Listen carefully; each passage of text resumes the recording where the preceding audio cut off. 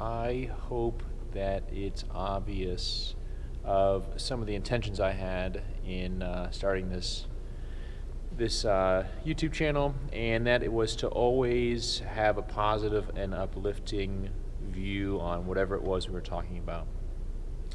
And certain topics are more difficult to do that with than others.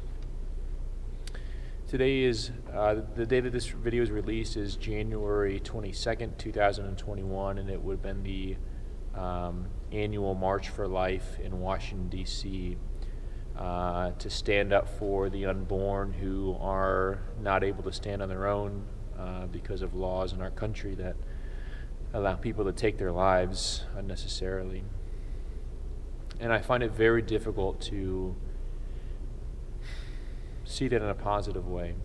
It's tough for me to have a spin on that that makes it seem great.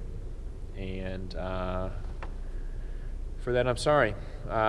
It's a very sad thing. Abortion has affected my family, a couple of family members, and many, many years ago they made those choices, and yeah, I've seen them deal with the consequences of that now for the rest of their life. And it's because of that, because I see what it's done to their lives and how it's affected them, it's tough for me to see it in any way but a negative way.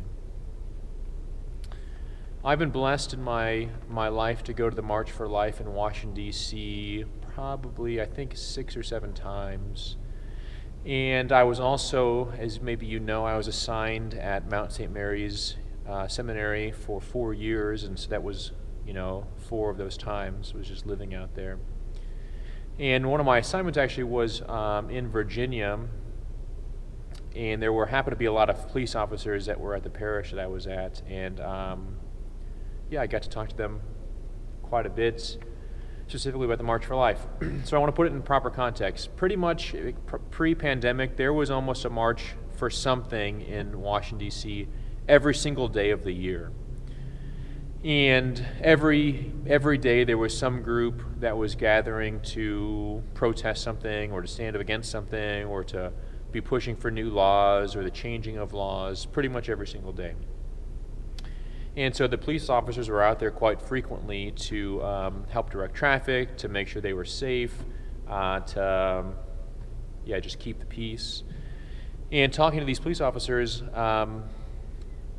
unfortunately, a lot of the groups that show up to any of those protests can be pretty negative towards police officers. And these police officers were telling me that they were spit at by people, they were cursed at, people told them they were good for nothing. They would say really, really disgusting things to them. And they said, and so a lot of other marches, like the next biggest one to the March for Life is like 10,000 people.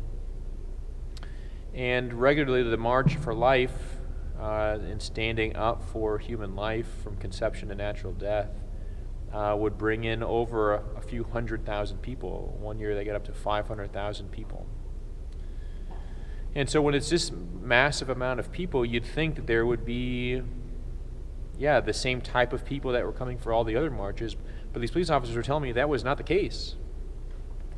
Right, it was mostly young people that were coming, and they were coming filled with great joy and excitement and wonder and still able to see the goodness of the world and want to be a part of it, And these police officers, who maybe I didn't say this already, but they were not Catholic when they started working for the police department in Washington, D.C.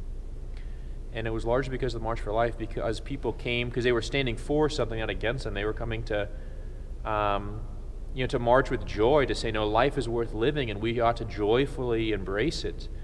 It was because of that excitement and that joy that these police officers converted to the faith and are now very faithful Catholics. So this year they're not having the March for Life, which is odd. They're not having the March for Life out of fear of death.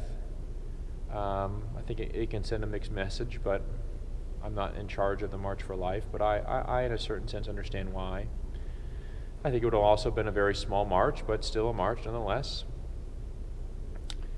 Today that I'm actually filming this is just the day before, January 21st, and it's the the memorial of St. Agnes. St. Agnes was a young Roman girl who was very, very passionately in love with Jesus Christ, and also quite beautiful.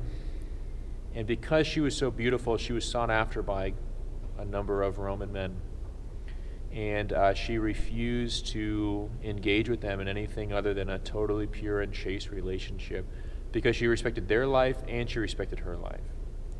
And once it was found out that she was Christian, she was martyred. So she was killed. She was 13. And I believe that St. Agnes stood for something. She didn't stand against something. She wasn't marching against something. She was marching for something. She was living life for the Lord Jesus. Right? She was living for the sanctification of life, even her own life, and those who were pursuing her. Right? She believed in something, and so she wasn't standing against something or going against something. She was standing for something. I hope today that you do some sort of penance and fasting for those who are unable to do penance and fasting. It's a sad reality. Not even everyone gets a shot to do that. I hope you continue to strive to be a saint. I hope that you're mourning with me today. I hope that, in some way, shape, or form, you can participate in some prayer and penance. Know of my prayers for you. Know of my appreciation for you and your support of this channel. Please continue to subscribe and give it a like if you like it, and give a dislike if you dislike it. I understand. God bless you all.